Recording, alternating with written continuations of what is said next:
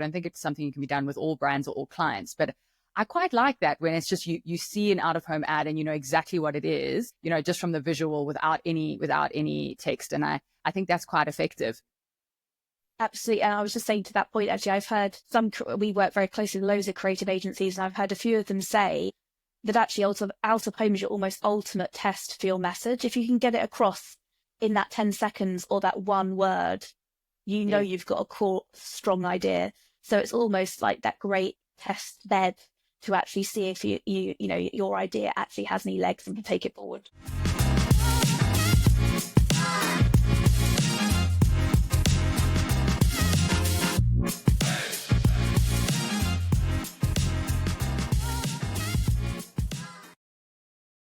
Today we welcome Catherine Morgan to the podcast. Thank you so much for joining us today, Kat. Very welcome. I'm delighted to be here. Kat is the Group Managing Director at Ocean Labs, and Ocean Labs is a brand experience and innovation division of Ocean Outdoor. And for anyone who's not aware, Ocean Outdoor is the company responsible for bringing some of the most spectacular, large format, traditional and digital mega sites to market, where we really see some of the best global campaigns playing out. Being responsible for heading up this division must be a dream come true. Being at the forefront of innovation, technology, especially the creative part of bringing these campaigns to life. I must admit, Kat, that I'm actually quite jelly of what your day-to-day activities involve. I don't see you sitting in boring board meetings at all. For anyone who's not aware of who Ocean Outdoor is responsible for, as I mentioned, some of the largest formats globally. And one of the most recognizable sites, I think, is definitely Piccadilly Lights. And Piccadilly Lights is based in London, and it is a mega digital site that is curved. And I also think it's fair to say that the majority of us experienced, and I use the word experienced intentionally because it certainly is an experience, our first anamorphic 3D campaign. Seeing this live on the site is really quite exceptional to see. Our topic today is around inspiring creativity in out-of-home. And we all know that part of booking the perfect billboard, there are various metrics that go into it. There's a whole lot of measurement and audience targeting. But then what creative is actually displayed on the site and what creative techniques are used and what innovations are used is such a critical piece of creating lasting brand impressions. I wanted to ask Kat, before we get into the details of the episode, could you share with us who is Ocean Labs? What work do you focus on? And you're known for pushing the creative boundaries. What is the business philosophy that drives this dedication and commitment to creativity? Well, firstly, thank you so much for that very generous introduction. Very much appreciated. And yeah, I think so. Ocean Labs, as you correctly said, is the Innovation Creative Solutions division within Ocean Outdoor. And what that really means is we get involved in all the fun stuff. And I know I'm very biased in saying that, but it could be anything from a traditional physical special build to experiential activations to the latest cutting edge technology with mid-air haptics, augmented reality, even things within the metaverse or different virtual environments as well. So we really kind of do everything that's over and above standard media bookings. And we work really closely with a brand and creative agencies and media agency partners we work with, from anything from initial ideation right up to the full-blown execution. And as a labs team, we've been around in the UK for just over 14 years now.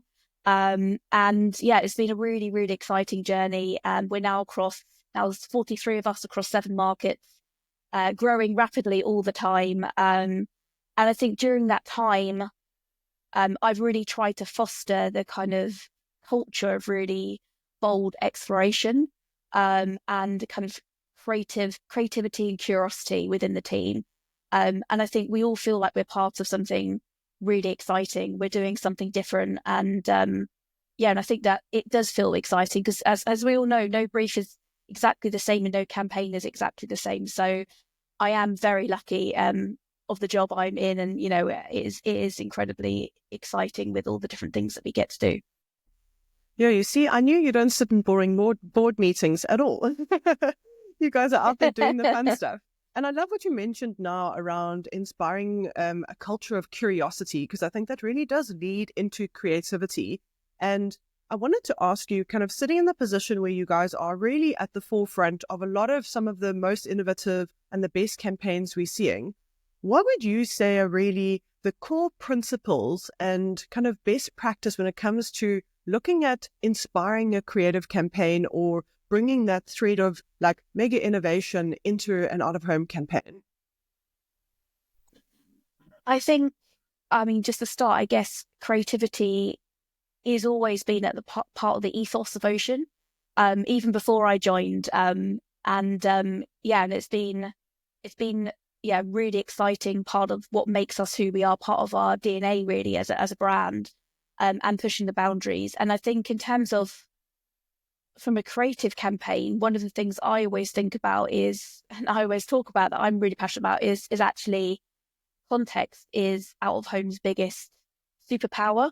And actually using and playing with that context is so powerful for brands. And I think some brands, when they get it right, it's absolutely magical and it just evokes that strong emotional reaction, whether it's smiling, laughter, sadness, or shock. But actually, a lot of brands don't really think about that as much. And I think there is a real big missed opportunity about thinking about where the screen or billboard is, what the mindset of the audience are in that moment, and looking at the environment and really engaging and bringing that into your creative message. And there's so much fun that you can have with that. I would also say broader things like one of its other superpowers I talk about is its ability for driving fame, not just branding-led executions, which absolutely Out of Home is amazing at, but also putting consumers at the heart of that message. So we know through some of our neuroscience research, which for anyone who isn't familiar with neuroscience, looks at, basically puts those sensors in your head and looks at which areas of the brain are stimulated by advertising. So rather than just ask people questions, we're looking at that right hand brain response, which looks at the emotional responses. And obviously there's much bigger neuroscience experts than me to explain it, but hopefully for those of you who aren't familiar, that's giving you a bit of background. Yeah, I just want to stop you for a second there, because I love what you've touched on there with the neuroscience, is that I think, and you've explained it perfectly in a very relatable way. I think scientists could obviously unpack the technology, but what I really love about those neuroscience studies that you guys do is that at times in South Africa, we want to find research about out of home that's for our market or relatable. So there are a lot of pieces that come to our market that are actually not relatable. They might speak of like a digital pedestrian network that is on bus shelters. Our market doesn't allow for those type of formats, and they don't really exist outside of like a mall or an airport environment that's kind of enclosed in a building. But what's amazing about the neuroscience is that if you actually are looking at the patterns in somebody's brain and you have a study around that, that's got nothing to do with whether you live in a specific country or you have specific formats available to you or not. The reaction of your brain to certain stimuli and that type of thing is kind of, that transcends your location. So I really love that. Sorry to have interrupted you, but I think you've landed a great point there. Absolutely. We're all emotional beings at the end of the day. We all react in, we're all wired in similar ways. So I think it's a really great point. Just going back to neuroscience, there's so many stats I could share with you, because I can't remember all of them, but one that I specifically wanted to reference, aligning to your question about creativity and about the moment of fame that I was talking about, was around one of the neuroscience waves we did, where we looked at the role of technology with out of home and how that can amplify what is already, a really strong emotional reaction, and therefore strong memory encoding, is actually where we overlay technology like mixed reality or augmented reality, where we allow people to see themselves on the screen, and also where we've done stuff where we're uploading content from social and you're seeing images or maybe selfies on a giant screen. And actually saw in that instance, it listed a 5 times greater emotional response and memory encoding for brands when they choose to create that moment of fame with that consumer. So I think it just shows it really works, and it's something that we see all the time that brands really want to showcase is building that consumer into that campaign. And we're actually seeing consumers wanting that more as well. I think more and more they're asking more from brands. They're expecting deeper personalization, whether it's in out of home or on digital, wherever it may be.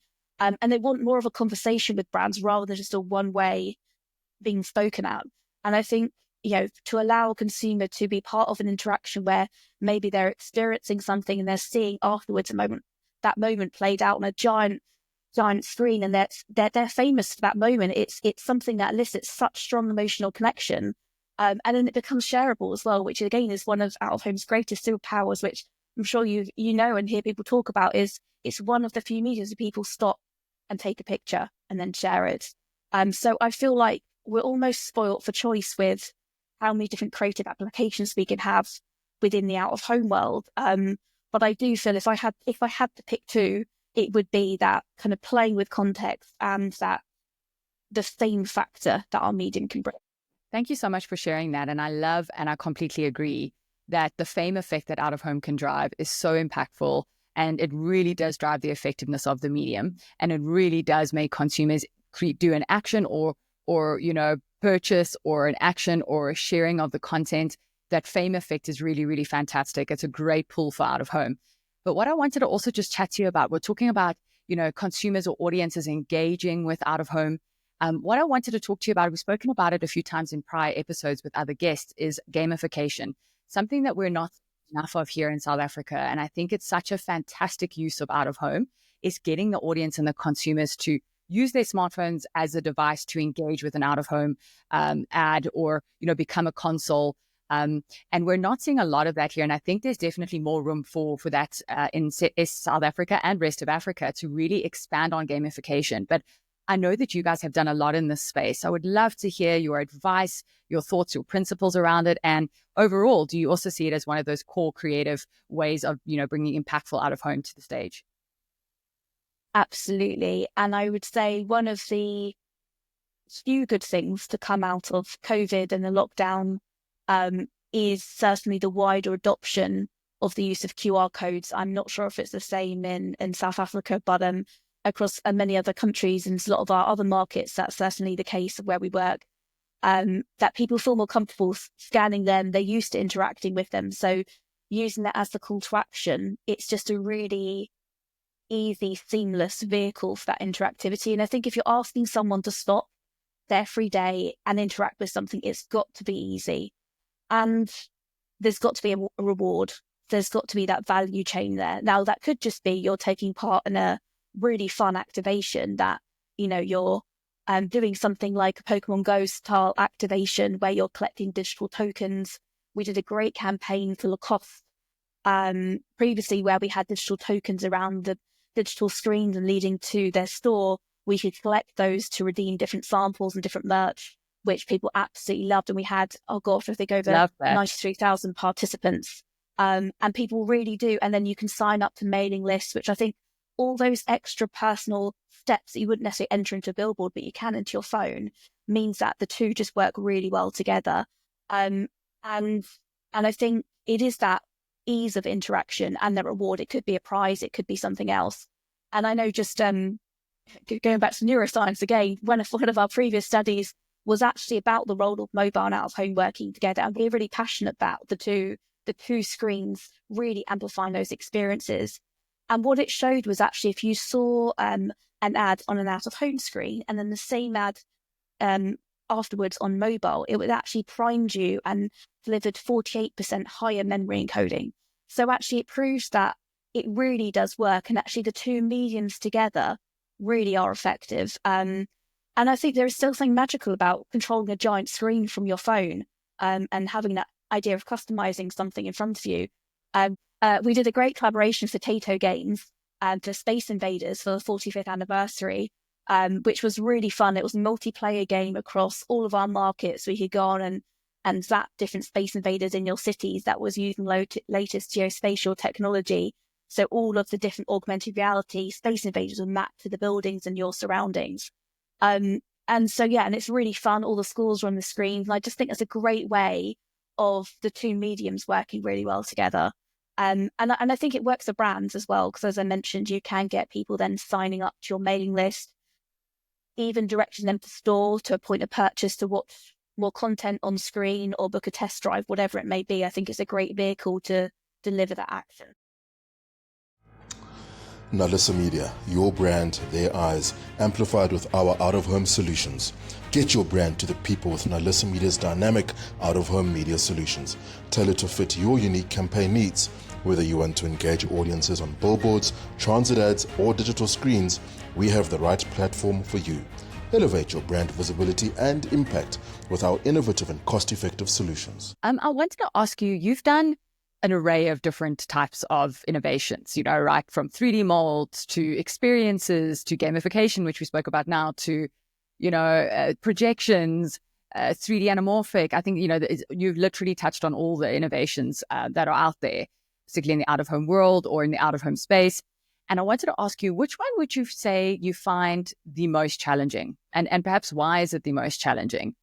Is there any specific one that you feel like, when you're getting that brief or when you're going to be tackling it, it might be really impactful at the end? Most innovation usually has that journey of it being like, oh my word, you're in the trenches of it being like really difficult. And then at the end, it's just super amazing and super impactful. But what would you say is the most challenging and why? And even if it does turn out to be, the best of the best?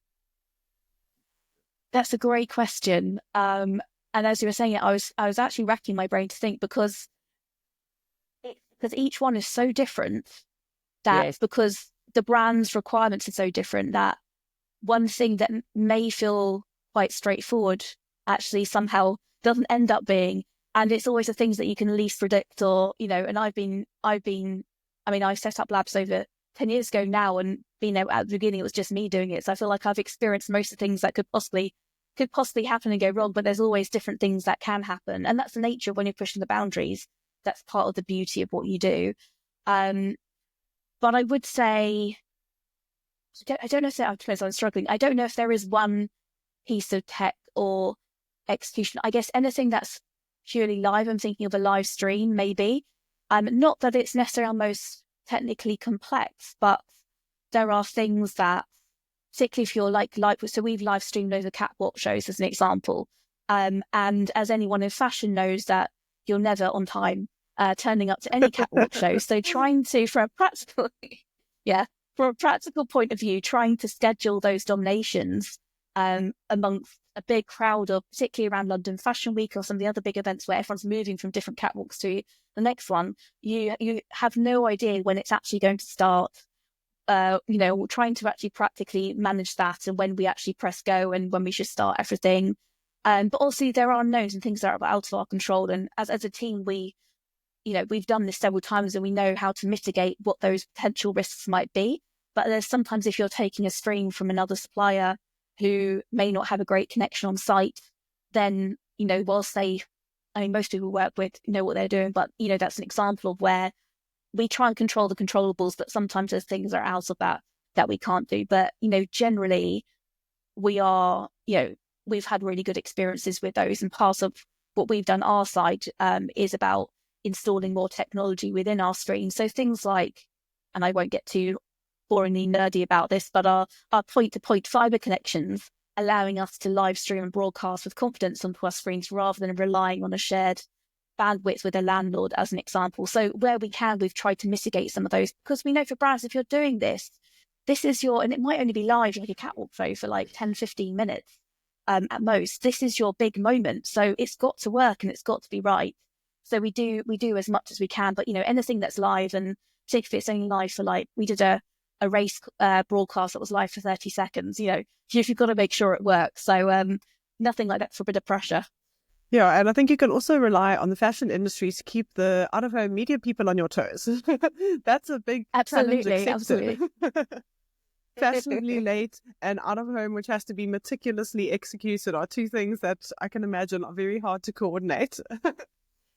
Absolutely. Kat, you've touched on something that has made me kind of just, I've been thinking about this, is that there's this push globally for us to try and push out-of-home spend by an extra 5%. And it's come up in quite a lot of our episodes. Some of the markets have achieved this already. Some of them are still trying to do this. And a lot of the mechanics we've discussed around how do we push the 5% is around how do we get extra budgets? How do we take budget from other channels? Is a lot of the kind of direction of the conversation that we've had.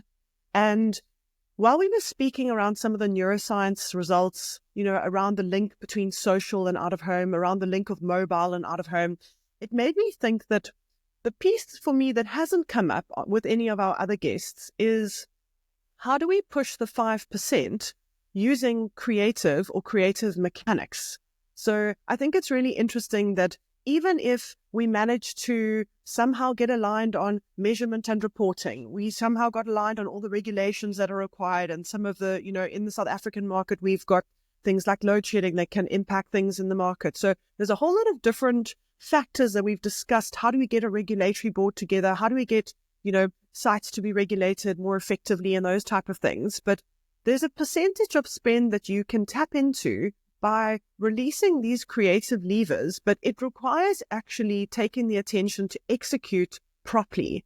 And I love how you've discussed, some of the examples you've given around that Lacoste, like little treasure hunt, or whatever it is. It takes, the team have to sit back and say, this is not about booking as many sites as we can on as many roads as possible for the brand. It's about, yes, there might be a brand job that's being done in the strategy, but let's take 1 or 2 sites and then they become hero sites, and let's amplify those sites and really use them to say to the client, listen, we need to triple the budget on production because we want to execute this amazing technique. And it just made me feel like there's something there around using creative to actually push that additional growth that we're looking for in out of home. And some of the examples you've given have been really relatable around how can we scale that for our markets? How can we, see how do we take things to the next level? So I just wanted to look back to some of those points that you'd made to think that that really is a thought starter around, if we want to collect the extra budgets, there's some physical and industry things that need to be done. And then there's this whole creative bucket that feels like it's sitting there waiting for an opportunity. Could you share with us some of from your experience and exposure, some of your kind of golden rules when it comes to creative and out of home? We've discussed with some creative strategists and creative designers before around, you try for 8 words maximum on a billboard and those type of simple principles. But so often the people on the agency side, on the media agency and the media owner side, are not responsible for the creative, but often creative agencies might say, can you share some guidelines with us? Or you might proactively share, these are the best principle guidelines that we have. But from your best practice perspective, I'd love to get some of your kind of, if you're driving around and you see a billboard, what are the first few things you look for to think, okay, creatively, this is how you have to execute in order to use the channel effectively? I think just to circle back to what you were saying about firstly, I will come back to your other question in a second, please, about that 5%.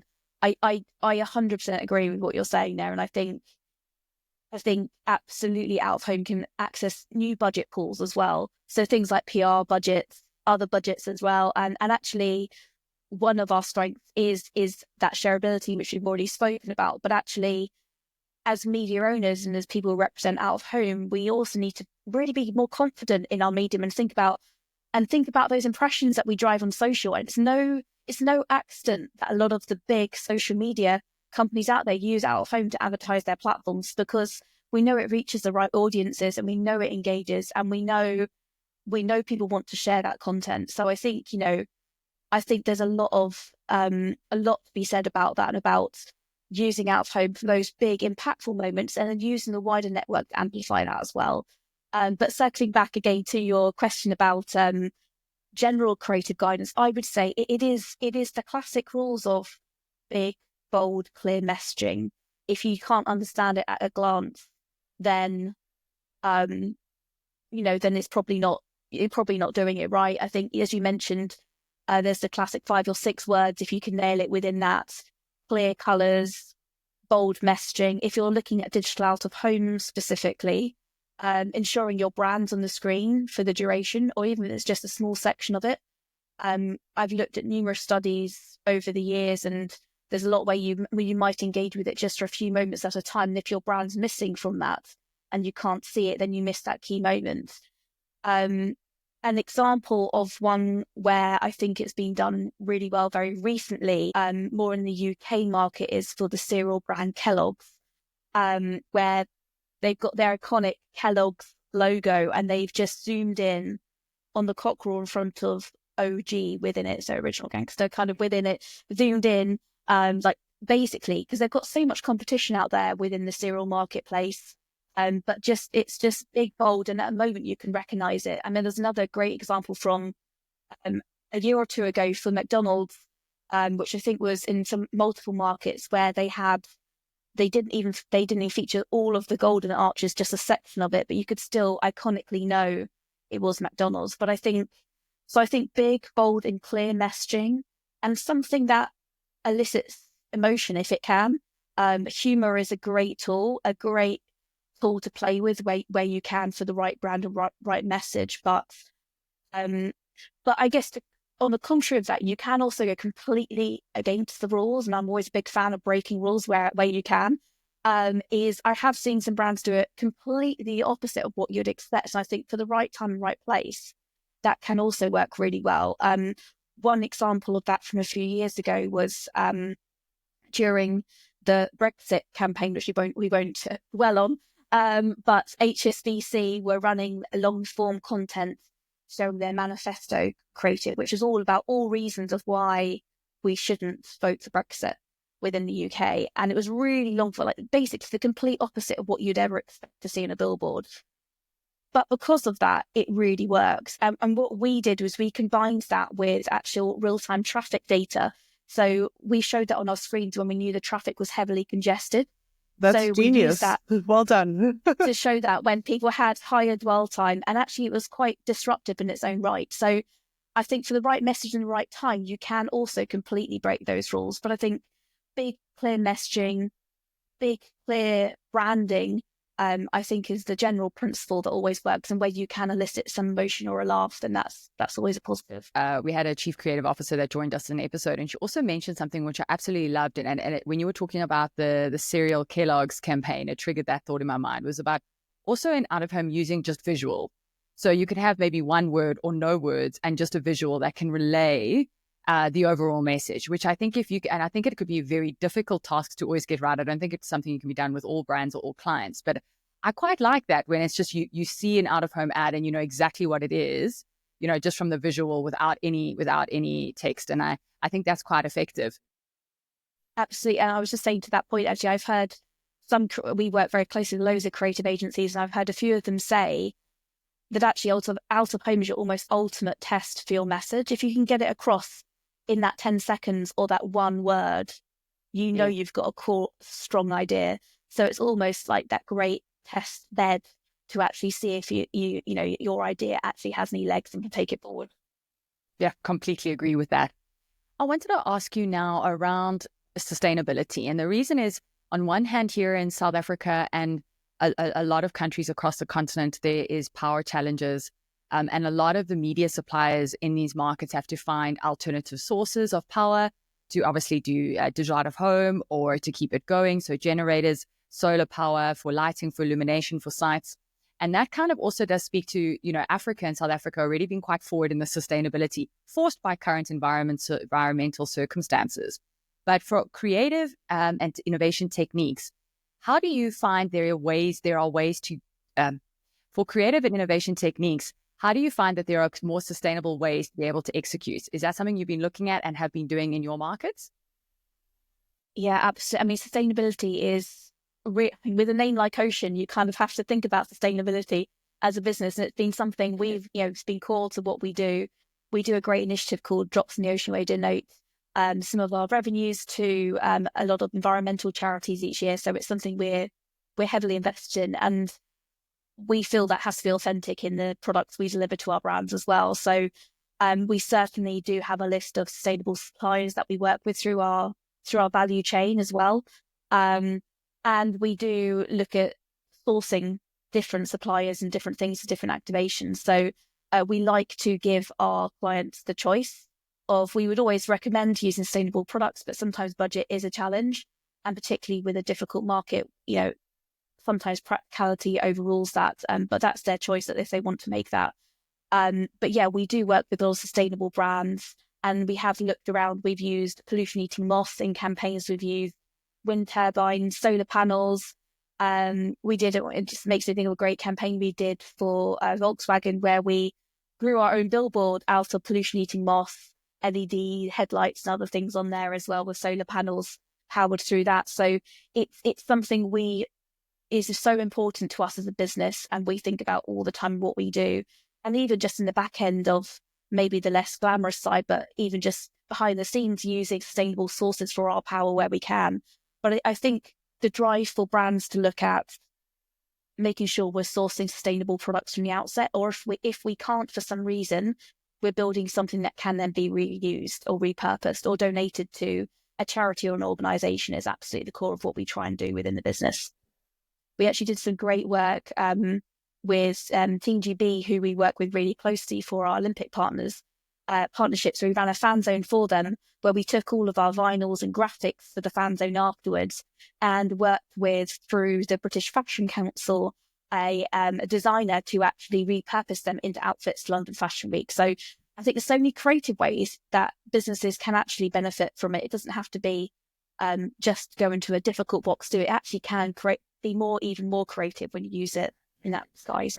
Yeah, Kat, I love those examples because they're also quite practical. I think sometimes from a sustainability perspective, some businesses, they want to engage, but they're not sure exactly how they can. So I love how you've unpacked a few different options depending on kind of where you are in that chain. And as we lead towards our close, I wanted to ask you, you sit in a position where you really are, I think, quite in an aspirational division and role, where I think most media owners would love to be in this position where they head up so much creativity, so much innovation. There's a whole division dedicated to innovation. But I wanted to ask, what advice do you have for some of the media owners in our market who, most of them don't have a dedicated division to creativity and to innovation?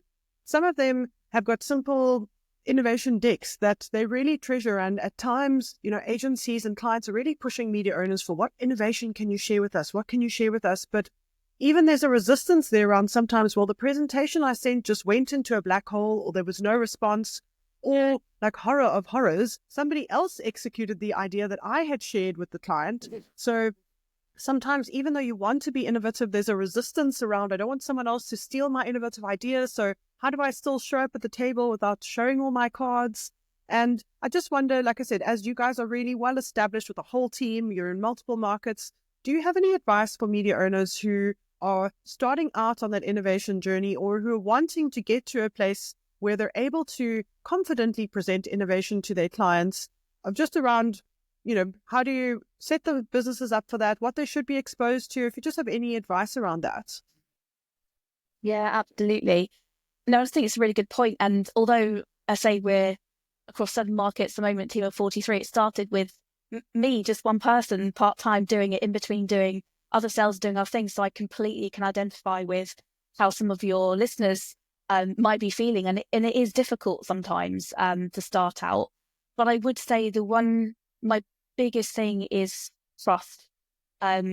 Trust in, you've got to have those relationships with creative agencies, media agencies and brands who trust you to give you that best brief. Because I think, firstly, the closer you are to the brief, the best the ideas. I know some media agencies or clients as well sometimes prefer to keep you at a bit of a distance, but actually, if you don't have all the information, how are you ever going to create the best ideas? So I think, firstly, trusting your media owner to share those briefs and share them at an early stage, but then also ensuring as a media owner, you're reciprocating that trust by not over-promising, being aware of what you have the capabilities to do and deliver, knowing the ins and outs of your own network, your landlords or guidance or whatever's possible in your locations, how far you can push those boundaries. Because I've seen it over the years with other businesses where things have been overpromised and then under-delivered, and that really does erode that trust. And I think it's so important. I drill into my team all the time. You have to make sure you deliver good things. But I think having trust, getting close to the brief, not overpromising. But I think in terms of inspiration, part of what we do is recognizing that some of the stuff that you pitch doesn't necessarily always instantly convert to sales. It might not be what they buy with you. Hopefully, a lot of the time it is, but sometimes it isn't. And sometimes our role is just to go in there and make them think differently and make them think, wow, this might be possible. And actually, hopefully, they book those ideas, but it might be they just book other stuff within your within your portfolio, and you're showing your where you push the boundaries. But I would say, I don't think it's great practice personally for media agencies or clients to take ideas that a media owner has come up with and execute them with someone else. I just don't think that's fair, and something that people should be doing. So I think, if you're concerned about that, you can try and sign NDAs, non-disclosure agreements with brands over your ideas if something is particularly sensitive. But I also think it's when you're thinking about your idea, maybe think about why it connects to your location. What is it about the context in your site, your ability, your offering that makes it really unique and different? And people are always going to go and do different ideas in different locations. But I think it's always finding the idea and what makes it unique to you as a media owner. And I think when you are investing in teams and resources, to the management teams out there within the media owners, as I say, just remember, it's not always about necessarily having those bookings for innovation coming straight back in. It's about being that place, inspiring brands, thinking about what the art of the possible. And I think that's a really vital role just to help push our medium forward, because without exploring and experimenting, we can't move forward, and we absolutely have to be brave and keep pushing forward as a medium, and be confident, as I mentioned, in our abilities to kind of really stretch beyond that extra 5%, as you were talking about there. Yeah, I also love how you've landed on a point which I think is brilliant, is around the trust. So a lot of the time, some of the conversations are around, and as you said, sometimes the clients are not sharing all the information around the brief. Sometimes the agencies are keeping you a bit at arm's length, but the trust will get you closer to the brief. And the closer to the brief you can get, the closer chance you have of actually landing your idea. So I really love that you've landed that point and then looped it back to context, which is a point that you landed at the beginning of the episode. So I love that it's around, why is this idea important, or why should the client consider this? And specifically, why that site in relation, or that collection of sites in relation to your inventory that you're putting forward. So I think it's a perfect place for us to end the episode around that loop around trust. Trust and credibility is something that we kind of do a lot of conversations around, that with having that loop run through of every single engagement you have as a media owner with a client or an agency. You should be building trust and credibility. And I think your example around getting closer to the innovation through trust is really critical. So thank you so much for joining us today. It's been an absolute pleasure speaking to you. And thank you for sharing some of those amazing examples that are so relatable and really great thought starters for us. So thank you so much for joining us today. Thank you for having me. It's been an absolute pleasure. Thank you so much for joining us. It's been really amazing. Lots of nuggets that you dropped throughout the episode. Thank you for that. And I do want to just ask, if there was any media owners that wanted to consult with you, is that something that you would be open to have those conversations with you and obviously consult them from a creative and innovation technique point of view? Absolutely. Yeah. Behind the scenes, we do actually do a lot, particularly from artworking and consultancy point of view, to help other media owners, also for landlord partners beyond our portfolio. So we are very happy to help support anyone. I'm a big champion of, I think if we lift others, we all grow.